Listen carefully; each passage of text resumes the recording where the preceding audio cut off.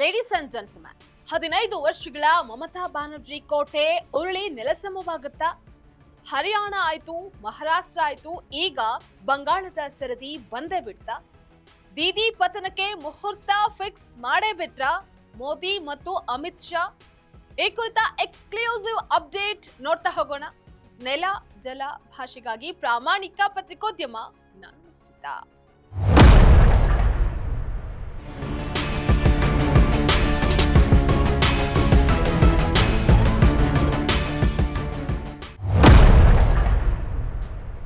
ಭಾರತೀಯ ರಾಜಕೀಯ ಭೂಪಟದಲ್ಲಿ ಪಶ್ಚಿಮ ಬಂಗಾಳ ಈಗ ಅತಿ ದೊಡ್ಡ ಸಂಘರ್ಷದ ಕೇಂದ್ರ ಬಿಂದು ಆಗಿದೆ.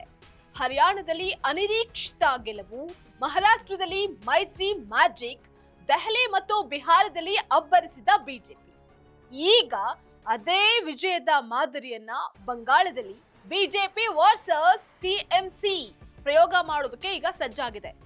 15 ವರ್ಷಗಳ ಮಮತಾ ಬ್ಯಾನರ್ಜಿ ಅವರ ಆಡಳಿತ ವಿರೋಧಿ ಅಲೆ ಮತ್ತು ದಾಖಲೆಯ 92.7% ಮತದಾನದ ನಡುವೆ ಬಂಗಾಳವು ಇತಿಹಾಸವನ್ನ ಬರೆಯುತ್ತಾ ಅಥವಾ ದೀದಿ ಮತ್ತೆ ಅಧಿಪತ್ಯವನ್ನ ಸ್ಥಾಪಿಸ್ತಾರಾ ಅನ್ನುವಂಥದ್ದು ಈಗಿನ $1 ಮಿಲಿಯನ್ ಪ್ರಶ್ನೆಯಾಗಿದೆ. ದಾಖಲೆ ಮತದಾನ ಬದಲಾವಣೆಯ ಸಂಕೇತವಾ ಅನ್ನುವಂತಹ ಪ್ರಶ್ನೆಯನ್ನ ಹುಟ್ಟುಹಾಕಿದೆ.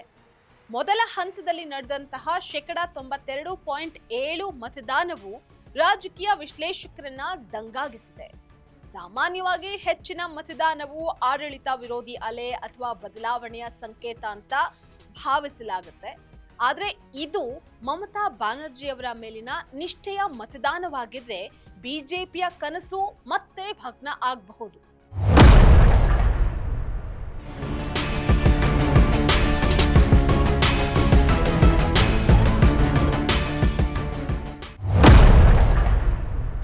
ಬಿಜೆಪಿ ಈ ಬಾರಿ ಹರಿಯಾಣದ ಮಾದರಿಯನ್ನ ಅನುಸರಿಸ್ತಾ ಇದೆ.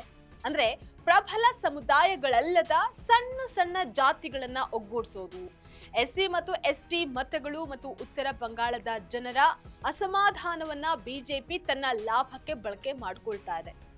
ಅಮಿತ್ ಶಾ ಅವರು ಮೊದಲ ಹಂತದಲ್ಲೇ 110 ಸ್ಥಾನವನ್ನ ಗೆಲ್ಲುವಂತಹ ವಿಶ್ವಾಸವನ್ನ ವ್ಯಕ್ತಪಡಿಸಿರೋದು ಟಿಎಂಸಿ ಪಾಳ್ಯದಲ್ಲಿ ನಡುಕವನ್ನ ಹುಟ್ಟಿಸಿದೆ.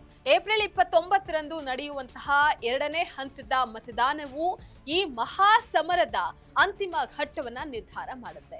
ನಿರುದ್ಯೋಗ, ಭ್ರಷ್ಟಾಚಾರ ಮತ್ತು ವಲಸೆಯಂತಹ ಸಮಸ್ಯೆಗಳು ಮಮತಾ ಸರ್ಕಾರಕ್ಕೆ ಮುಳುವಾಗ್ತಾ ಇದೆಯಾ ಅಥವಾ ಮೋದಿಯವರ ಅಂಗ ಬಂಗ ಕಳಿಂಗ ಕನಸನ್ನ ಬಂಗಾಳದ ಜನ ತಿರಸ್ಕರಿಸ್ತಾರಾ ಅಂತ ಕಾದ್ ನೋಡ್ಬೇಕಾಗಿದೆ.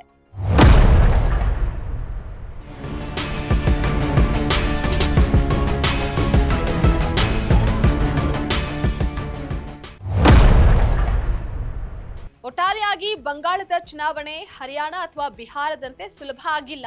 ಇದು ಸಿದ್ಧಾಂತಗಳ, ಅಸ್ಮಿತೆಯ ಮತ್ತು ಬಂಗಾಳದ ಭವಿಷ್ಯದ ಹೋರಾಟವಾಗಿದ್ದು, ಮೇ 4ರ ಫಲಿತಾಂಶವು ಮಮತಾ ಬ್ಯಾನರ್ಜಿಯವರ 15 ವರ್ಷಗಳ ಪಟ್ಟಾಭಿಷೇಕ ಮುಂದುವರಿಯುತ್ತಾ ಅಥವಾ ಬಂಗಾಳದಲ್ಲಿ ಕಮಲ ಅರಳುತ್ತಾ ಅಂತ ಹೇಳುತ್ತೆ. ಇದಾಗಿತ್ತು ಎಕ್ಸ್ಕ್ಲೂಸಿವ್ ಅಪ್ಡೇಟ್. ನೆಲ ಜಲ ಭಾಷೆಗಾಗಿ ನೋಡ್ತಾರೆ ಫೋಕಸ್ ಟಿವಿ.